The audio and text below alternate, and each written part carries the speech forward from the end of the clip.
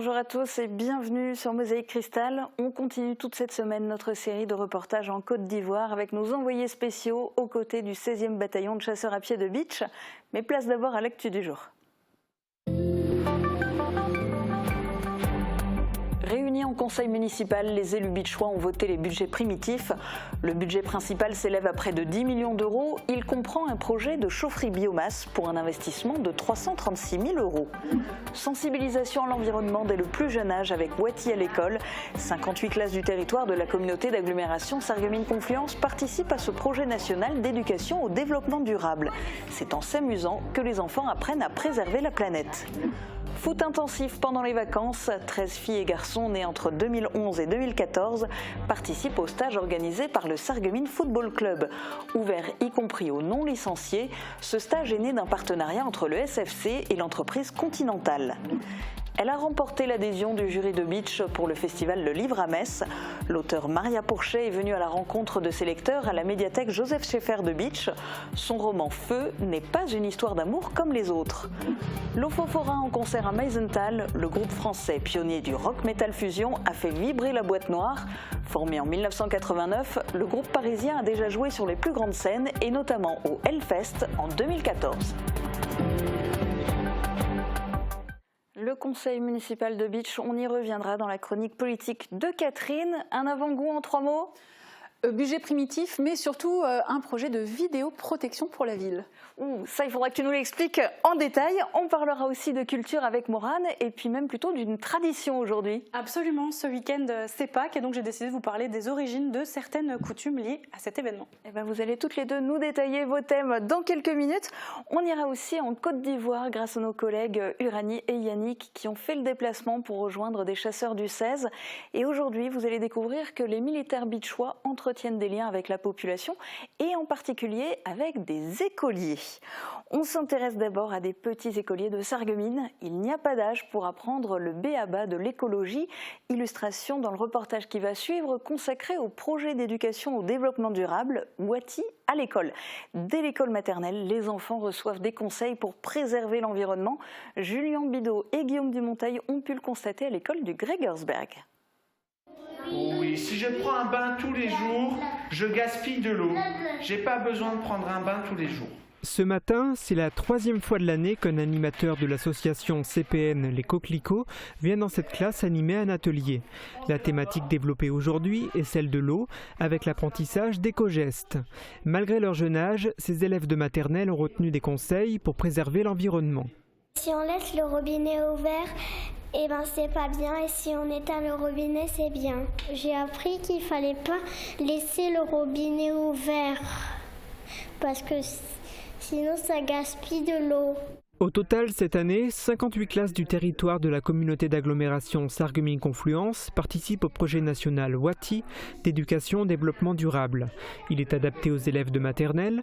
Et ici, à l'école biculturelle du Gregersberg, on a sauté sur l'occasion. Les enfants apprennent en s'amusant, en participant à des ateliers ludiques, jeux de cartes, mimes, danse et chansons. Et au-delà des ateliers ponctuels animés par la CPN Les Coquelicots, leurs professeurs leur proposent tout au long de l'année des activités autour de la préservation de l'environnement. Ils ont ainsi écrit une chanson qui leur permet de participer au concours national facultatif d'expression artistique, intitulé « Du clic au déclic, moins d'écran pour l'environnement ».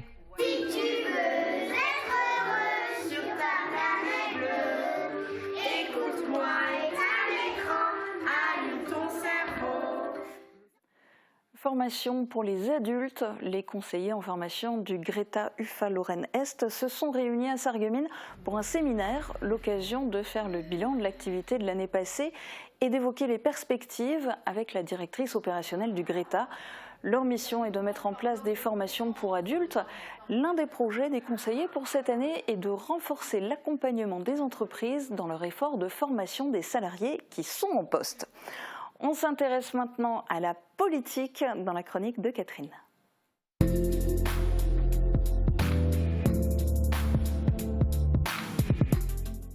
Alors, conseil municipal de Bitche hier soir avec le vote du budget. Quels sont les points à retenir, Catherine? Alors après le rapport d'orientation budgétaire, il n'y a pas de nouveauté dans le budget primitif, c'est surtout le détail chiffré. On voit ça dans le reportage et puis on parlera du dernier point qui a été évoqué lors de ce conseil. Beaucoup d'absents au conseil municipal de Bitche, mais le quorum était atteint pour pouvoir procéder au vote du budget primitif. La ville de Bitche a 5 budgets annexes, le golf, la citadelle, les jardins pour la paix, le VVF, la forêt communale et le lotissement. Le budget principal de la ville s'élève à presque 10 millions d'euros. Dans le budget primitif déroulé au conseil, on retiendra le nouvel emprunt que contractera la ville pour mener ses investissements. Il s'élève à 839 312 euros. À noter l'abstention de Francis Vogt sur le vote de ce budget primitif. En effet, il est principalement opposé au projet de chaufferie biomasse prévu dans les investissements. Une position déjà maintes fois exprimée. Je pense que c'est aujourd'hui une opportunité d'en y avoir une, qui est quand même très performante, une belle chaufferie, et de l'utiliser au maximum. Et la capacité, elle est là, la place, elle est là, et la chaufferie, elle est bien située. Donc voilà, moi je dis ça parce que techniquement, je pense qu'à l'époque, il y a déjà eu des discussions là-dessus. Et aujourd'hui, je ne comprends pas qu'on s'obstine à vouloir construire une deuxième chaufferie. On n'est pas obligé non plus, je pense que c'est peut-être aussi important et utile, certes de mutualiser les choses, c'est relativement important, mais si la mutualisation a ses limites parce que la chaufferie telle qu'elle est paramétrée aujourd'hui n'est pas en capacité d'accueillir d'autres bâtiments, il faut réfléchir et avoir d'autres sources. Donc c'est aussi simple que ça. Donc nous on a considéré avec nos techniciens, et c'est la restitution qui en a été faite, qu'aujourd'hui la capacité d'étendre, d'abord ça coûtait un peu de sous de se raccorder à la chaufferie actuelle et qu'elle n'était pas paramétrée pour accueillir ensuite un ensemble de bâtiments. La chaufferie représente un investissement de 336 000 euros dont le plan de financement n'est pas encore bouclé. Pour le budget du golf, on note qu'il est prévu un retour aux chiffres d'avant Covid et une section d'investissement de 233 023 euros. Même chose pour la citadelle avec une section investissement à plus de 61 000 euros. Donc ça c'est pour tout ce qui est des budgets, mais Catherine, tu voulais surtout nous détailler le dernier point qui était à l'ordre du jour hier soir. C'est une demande de subvention pour de la vidéoprotection sur la ville. Alors pour la petite histoire, cette vidéoprotection, enfin ce projet a déjà été voté en 2017. Il y a eu des demandes de subvention et rien n'a jamais abouti. Du coup, le diagnostic récent a été réalisé en 2021 avec la gendarmerie et la police municipale. Et donc, plusieurs zones ont été identifiées pour accueillir cette vidéoprotection. Et on parle bien de vidéoprotection et pas de vidéosurveillance. Benoît Kieffer a beaucoup insisté là-dessus. Donc, il ne s'agit pas de tout installer d'un coup. On le voit sur le plan, il y a plusieurs zones. L'idée, c'est de se concentrer donc sur ce qui est donc la zone B, c'est vraiment le cœur de ville. Et d'ailleurs, ça doit se rattacher aux travaux de requalification du centre-ville. Donc ça concerne aussi le Stadtweiher. Toute cette zone B. Mais alors du coup, cette fois-ci, ça va vraiment se concrétiser ? Normalement, oui. Ils ont voté donc pour cette demande de subvention. Alors, il faut savoir aussi que la citadelle et le golf sont déjà équipés de caméras. Et l'idée, c'est de rattacher ce projet, de ramener en fait toutes ces données, toutes ces images à un endroit, dans une pièce sécurisée. Qui ne sera pas accessible à tout le monde, évidemment. Mais quand on parle d'installer des caméras dans l'espace public, on le sait, ça suscite beaucoup d'inquiétudes et ça a été le cas en conseil hier soir. Et Frédéric Aubert, qui est le directeur général des services, a voulu rassurer sur une question que tout le monde se pose, qui regarde ? On l'écoute. C'est-à-dire que les images ne peuvent être visionnées qu'à sur réquisition du procureur. C'est ni le maire, ni DGS, enfin moi j'ai pas d'assermentation là-dessus et j'en veux pas, c'est ni le maire qui, malgré tout, qui est officier de police judiciaire, même les policiers municipaux, ils ne peuvent que ouvrir ce local, entre guillemets, ou confier les images que sur réquisition du procureur et que les gendarmes qui viennent à ce moment-là, sur autorisation du maire, aller dans ce local un peu sécurisé, enfin pas un peu, sécurisé complètement.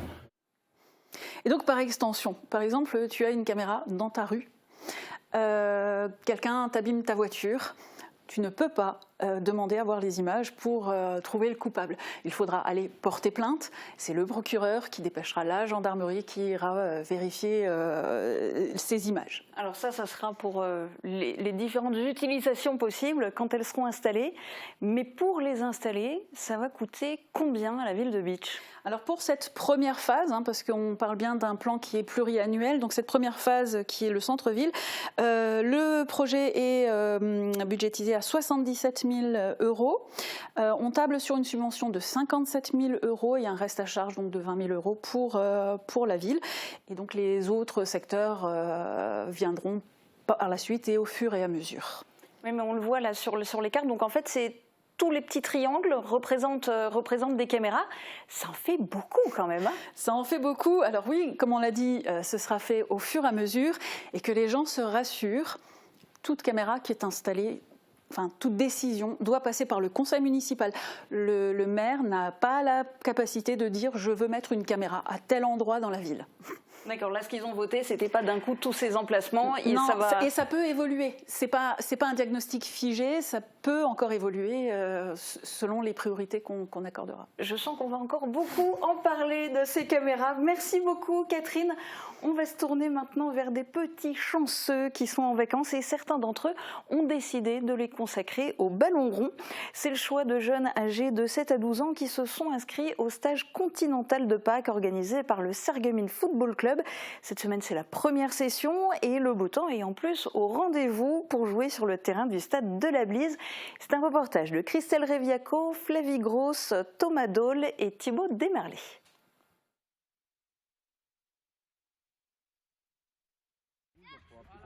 Ici, le but, c'est avant tout de se faire plaisir. Pendant toutes les vacances, le Sarreguemines Football Club organise le stage continental de Pâques.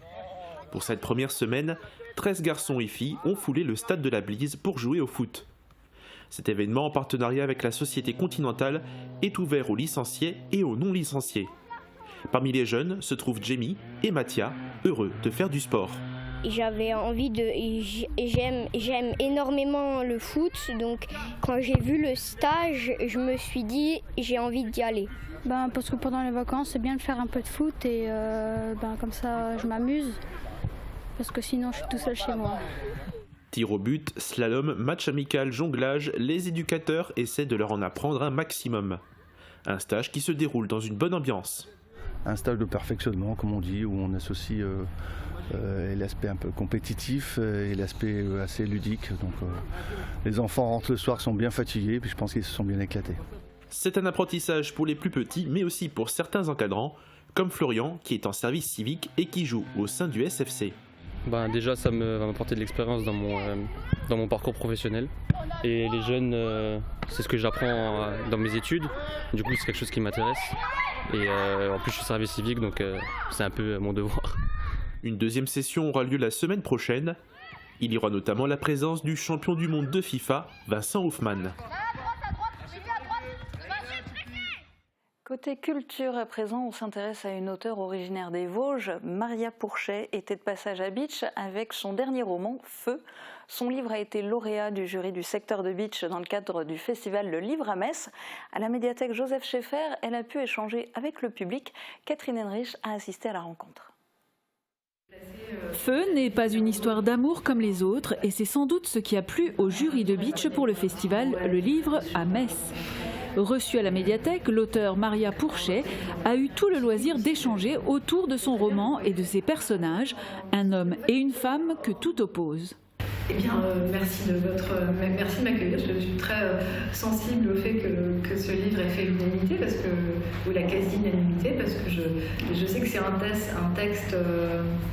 On va méditer ce lapsus.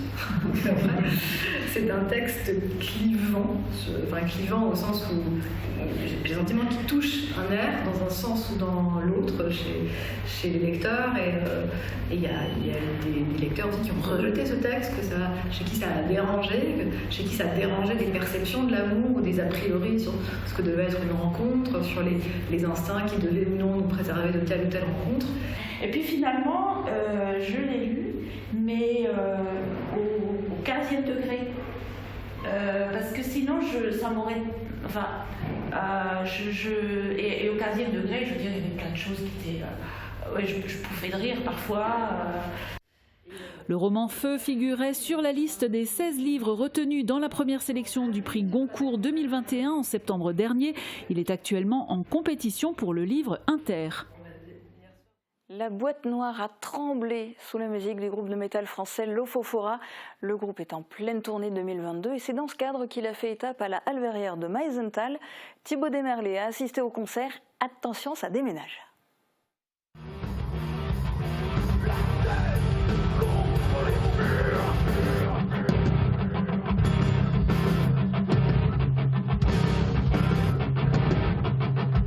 Lofofora est une partie du nom scientifique d'un cactus, mais c'est aussi le nom du groupe du métal français qui s'est produit sur la scène de la Halle Verrière de Meisenthal. Originaires de Paris, ils se sont arrêtés à la Boîte Noire pour leur tournée 2022. Ils étaient notamment au Hellfest en 2014.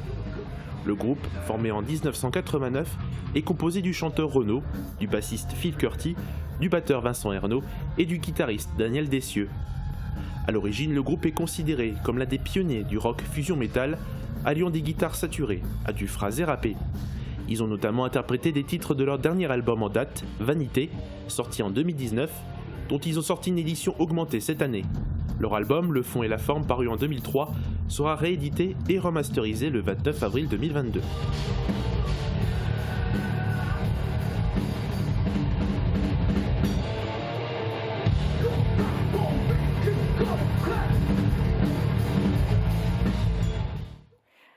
On reste dans le thème de la culture, mais on change de style. C'est l'heure de la chronique de Morane.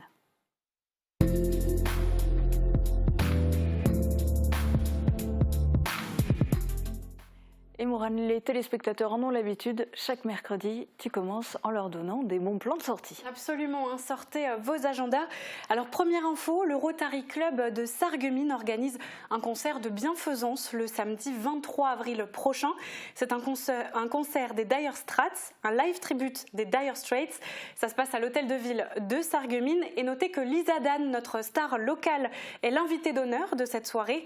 Les profits seront reversés à l'Ukraine et je vous propose d'écouter maintenant Alain Hyde, membre du Rotary Club de Sarreguemines. On se reverra à l'hôtel de ville de Sarreguemines pour un nouveau concert dédié cette année-ci bien sûr aux événements actuels, c'est-à-dire les conflits en Ukraine. Donc notre opération tient à se rapprocher des autres opérations qui se font sur le plan national et qui sont destinées donc à soutenir ces populations de réfugiés qui sont vraiment dans le besoin, à tous les niveaux en termes de besoins. La soirée sera composée en quelque sorte de deux parties, une introduction faite par une chanteuse qui est désormais connue sur Sarreguemines et en France. Il s'agit de Lisa Dan. Et donc elle introduira la soirée par l'interprétation de l'une ou l'autre de ses chansons, les dernières en date. Et ensuite elle laissera la place au groupe Dire Straits, qui nous vient d'Allemagne, et qui n'est ni plus ni moins qu'un tribute band du groupe original anglais Dire Straits. Et dernière info pratique, le tarif 35 € pour la soirée. Vous pouvez acheter vos billets en ligne sur le site internet www.wizevent.com. Ensuite, eh bien, ce week-end, c'est Pâques, l'occasion pour les plus petits de partir à la chasse aux œufs. Et ça tombe bien, sur notre arrondissement, il y a de quoi faire. L'Office de tourisme de Sarreguemines vous a concocté une chasse au trésor au parc municipal.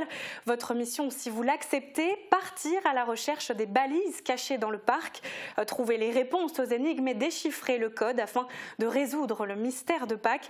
Un challenge à relever en famille. Mais attention, il faut réserver vos places auprès de l'Office de tourisme de Sarreguemines. Tarif 5 €. Et puis dimanche, c'est à Bitche que les enfants pourront partir à la recherche des œufs de Pâques. Alors attention, sur l'image que vous voyez sur votre écran, il y a une petite coquille. C'est bien le dimanche 17 avril.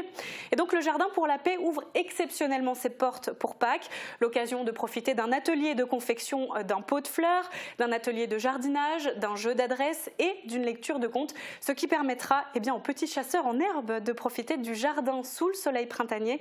Pas besoin de réserver, il faudra simplement payer votre entrée. Et pour terminer, notez que mardi prochain, c'est l'avant-première du film C'est magnifique au Cinéma Forum de Sarreguemines.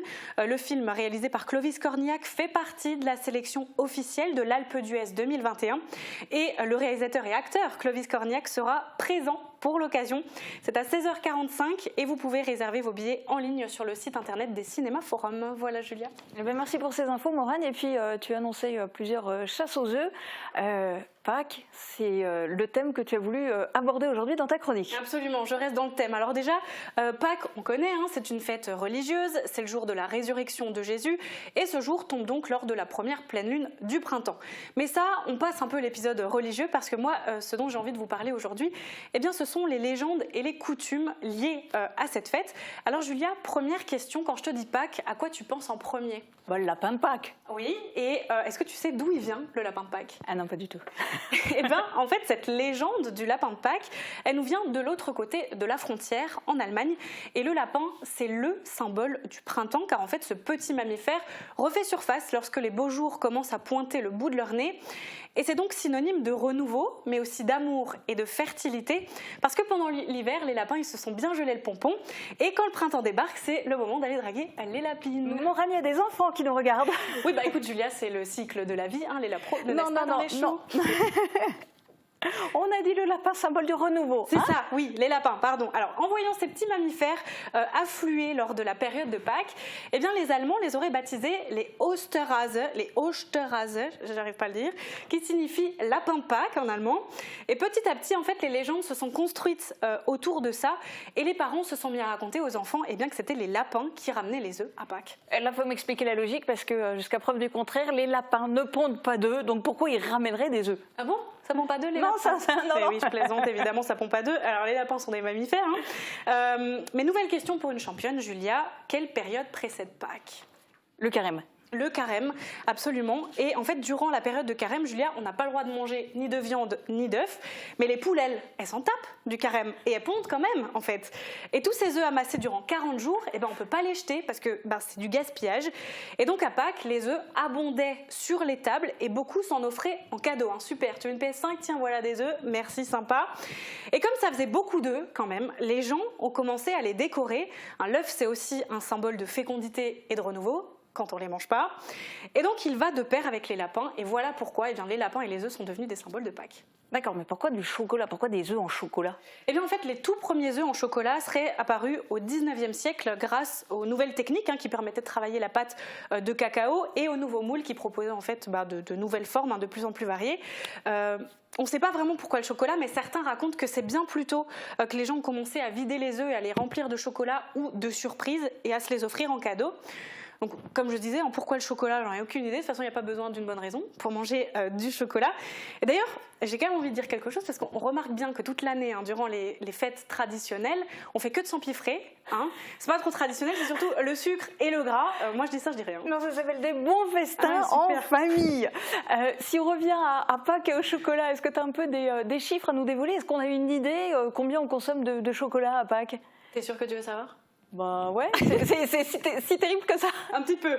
Alors, selon le site Le Planétoscope, les Français consomment en moyenne entre 13 000 et 15 000 tonnes de chocolat uniquement sur le week-end de Pâques, donc sur 3 jours.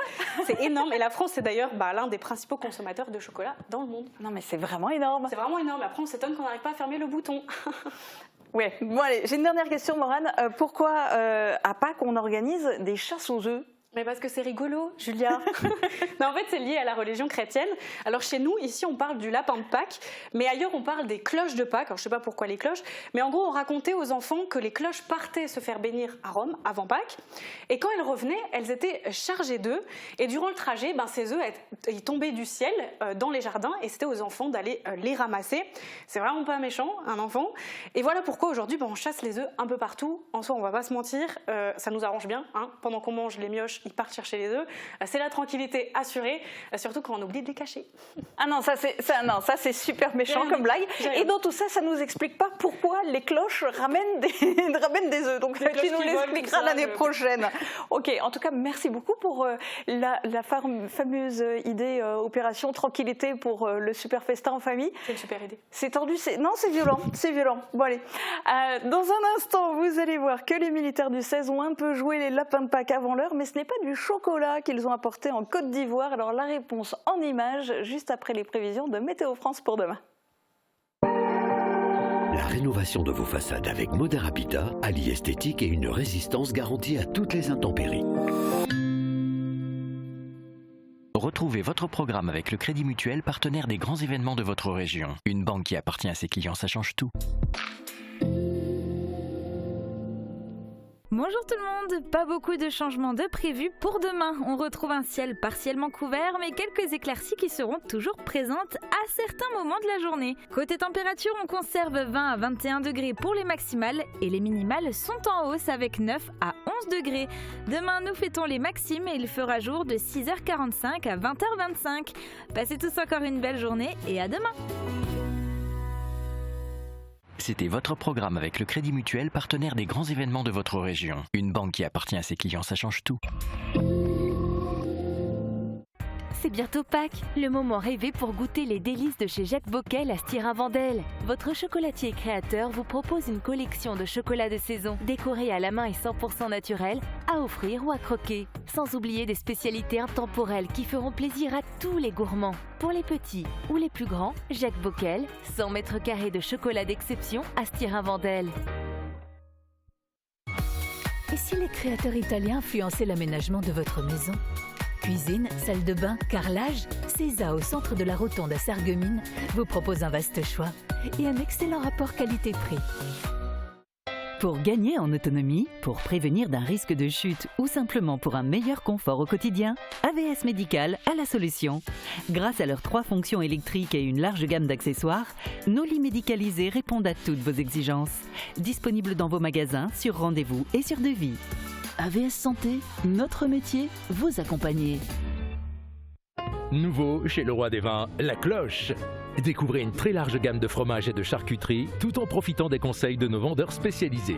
Composez votre plateau découverte sur mesure qui saura ravir vos papilles et celles de vos invités. Des produits haut de gamme et irrésistibles, le Roi des Vins à Styrin-Vendel, le temple des gourmands et des gourmets.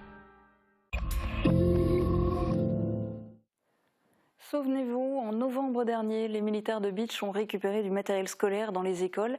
Mais finalement, c'était pour le donner à qui ? Eh bien, direction la Côte d'Ivoire avec Uranie Tozic et Yannick Sur pour le découvrir. Tout commence en novembre 2021 avec la collecte des fournitures scolaires dans les écoles du Pays de Beach via l'association Family Beach, composée des familles de militaires. Et l'histoire continue à 7500 km de là, en Côte d'Ivoire, au cœur de l'école élémentaire du village rural, l'Homo-Nord.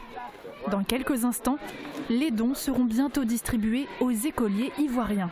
De voir que le peuple français pense à nous et l'État français pense à nous. Et vraiment ce geste de don de kit nous voit droit au cœur et nous voulons dire merci à toutes les personnes qui ont pensé à nous. Les enfants sont timides en présence des adultes et face à la caméra, mais quelques sourires se dessinent tout de même.